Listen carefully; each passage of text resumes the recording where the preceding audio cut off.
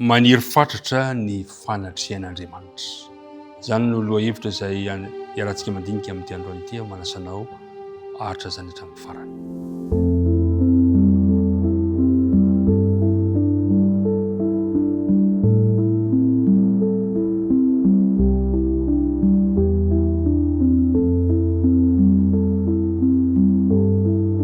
Ry mpiara-midinika namalaisany, faly indray ny foko tafahoana aminao. Marahaba antsika rehetra andeha fanofa fahatarana isika satria tafahoana indray amin'ny alalan'ity fandarana izay fa mamontsika loatra ity. Mandeha ny fotoana aoka amperan-tananao hatrany hatrany ny taritalana izay rahantsika manana. Efa misasaka indray izao ny fotoana dia endaniko sady ianao hiomana indray amin'ny taritalantsika amin'ny telo volana manaraka satria mihazakazaka ny fotoana.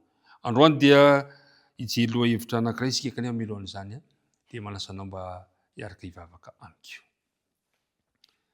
Rainay any an-danitro, ho amasina ny anaranao ary ho tonga ny fanjakanao. Atao any ny sitraponao.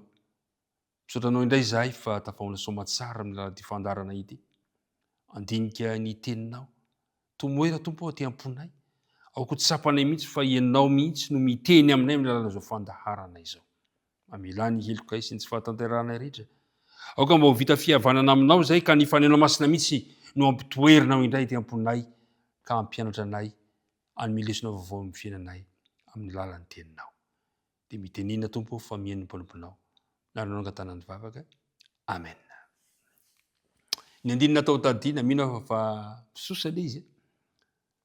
Ao amin'ny filazantsara ny matitoko fahenina ka andininy fahatelo amby telopolo manao hoe fakatsao aloha ny fanjakany sy ny fahamarinany dia nampy ho anareo izany rehetra izany. Katsao aloha. Indray izy io mora ny miteny azy, mora ny manentana azy, fa mandrakariva dia toa sarotra indrindra eo aloha toe-javatra sarotra dia indray adino manjary indray aza aneoriana no misy an'Andriamanitra. Androany dia lohateny manao hoe maniry fatratra ny fanatrian'Andriamanitra. Ao amin'ny boky Josoa toko 20 no andininy voalohany sy faharoa no jerevantsika dia le soramandry teny hoe ny nananganana ny tabirina kely tao silo sy ny nanoratana ny tany sisa tsy voazary, tsy mbola voazary. Fa eo amin'ny andininy voalohany sy faharoa no jerentsika ka hitantsika hoe inona moa no zavatra natao izay nahatonga an'i Josoa nampiato ny fizarana ny tany. Fantatra tsara fa efa fotoana tokony fizaran-tany izao kanefa toa nametraka zavatra hafa indray Josoa ankehitriny. Dia nivory tao silo ny fiangonana dia ny zanak'Israely rehetra. Dia nanangana ny tranon'ilay fihaonana tao ary ny tany dia resy teo anoloany. Ary ny firenena fito tamin'ny zanak'Israely tsy mbola nahazo ny lovany. Fotoana fizaran-tany izao. Raha fomba fijerintsika ankehitriny, mino tena mahamaika. Sao mantsy very ny anjaranao. Kanefa ny namaiky an'i Josoa dia ny nanangana ny taberna kely. Inona no antony? Fa nahoana no natsangana izany ao amin'ity fivoriana tany silo ity? Fantatsika tsara. Fa ny fanorenana ny taberna kely na ny fitoerana masina dia maneho ny fanatrian'Andriamanitra. Tsika Exodosy 5:20 ary asaovy manao fitoerana masina ho ahy izy dia honona eo aminy aho. Ao amin'ny bokin'ny Levitikosy moa dia izao no ilazan'ny ten'Andriamanitra azy. Levitikosy 5:20. Levitikosy 5:20 ka ny andininy 2:20. Levitikosy 5:20 ny andininy 2:20 sy 4:20 manao hoe ary ny taberna keliko dia ataoko eo aminareo ary tsy ho alàn'ny fanahiko ianareo ary andeha eo aminareo ka ho Andriamanitrareo ary ianareo ho oloko.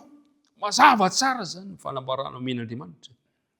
Fa ny taberna kely dia maneho ny fanatrian'Andriamanitra eo anivon'ny vahoakany. Ka ny fananganana an'ilay taberna kely zany dia manaiky ianao fa Andriamanitra no eo anivonao. Ary satria Andriamanitra no eo anivonao dia izy no loharanom-pitahiana rehetra ho an'ireto vahoakan'Andriamanitra ireto. Naniry fatratra ny fanatrian'Andriamanitra Josoa sy ny Israelita rehetra. Fantatsika tsara fa mitana anjara toerana lehibe sy manandanja teo amin'ny fiakofana amin'Andriamanitra ny fakana ny tany Kanana, kanefa tena zava-dehibe ho an'izy ireo ihany koa ny nanangana ny taberina keliny Jehova satria tiany ny mba hanatrika eo amin'ny fiainany Andriamanitra. Zay le hoe fakatsao aloha ny fanjakany sy ny famarinany dia hanampy anareo zany rehetrarehetra izany. Ny mpiara-midinika namana, zava-dehibe aminao ve ny fanatrian'Andriamanitra? Zava-dehibe amintsika ve ny fanatrian'Andriamanitra eo amin'ny fiainantsika? Azoko antoka fa zava-dehibe zany atsangano ary aoreno ny taberina keliny Jehova zay maneho ny fanatrian'Andriamanitra.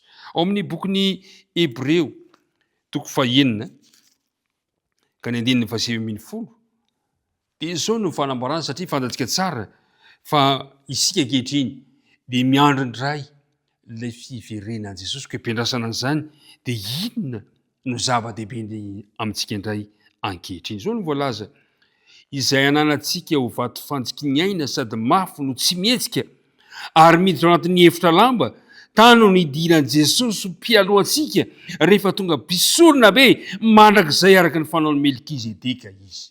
Manana mpisorona be ao amin'ilay fitoerana masina tsy natao tanana isika ankehitriny, Jesosy Kristy izany. Ka rehefa manangana ny trano lay fiaonana isika ao tokantrano ao dia manatrika antsika eo amin'ny alalana finoana ilay Andriamanitra Kristy, ilay mpisorona be antsika zay manao mpialohantsika, mpanao fisoronana ao antsika ankehitriny amin'ny efitra masina indrindra. Ry mpiara-midinika namana, tsy tokony hagagantsika ary ny firesahana momba ny taberina kely araka ny boky Josoa, satria rehefa miresaka ny bokin'ny taberina kely isika dia hitantsika eo ny fiaran'ny fanekena, ilay fanaka masina indrindra, ilay fanaka manandanja indrindra amin'ny efitra masina indrindra, ary eo ihany koa no ahitantsika ny fanatrian'Andriamanitra. Ry mpiara-midinika namana, zava-dehibe ao antsika kristiana ankehitriny ary izay velona amin'izao andro fanavotana izao ny mifantoka amin'ilay fitoerana masina any an-danitra. Koa raha eo ampihetrena ny antsika amin'izao olana ankehitriny atrentsika izao itsika ankehitriny dia izao azadino hoe ny manangana ilay taberina kely ho an'i Jehova, satria izany ny pirofo ny fanatrian'Andriamanitra. Fanontaniana apetraka aminao: maniry fatratra ny fanatrian'Andriamanitra eo amin'ny fiainanao ve ianao androany? Maniry izany ve ianao androany? Aoreno ary ilay taberina kely ary raiso ampinoana, ekeo ampinoana ilay taberina kely izay Kristy mihitsy manao fisoronana izany ho antsika tsirairay avy amin'ny efitra masina indrindra any an-danitra. Ny tompony ombantsika tsirairay avy. Hivavaka arsika ankehitriny. Atolotra mandrakariva ho anao Andriamanitra ny saotra sy ny dera, ny haja ny voninahitra, satria efa anao hatramin'ny taloha ankehitriny ary mandrakizay izany. Misaotra ny amin'ny fahatanterahana fotoana teto androany ary misaotra ny amin'ny antsonao anay indray mba hanangana ny altara, hanangana ny tranon'ilay fiaonana, hanangana ny toerana izay mba hahafahany miaona aminao indray. Indraindray mantsy no rotorotom-piainana dia adinonay izy ireny, indraindray dia hiverina fandanim-potoana izy ireny, kanefa kosa aoko horaisinao zava-dehibe satria manandanja eo amin'ny fiainanay izany.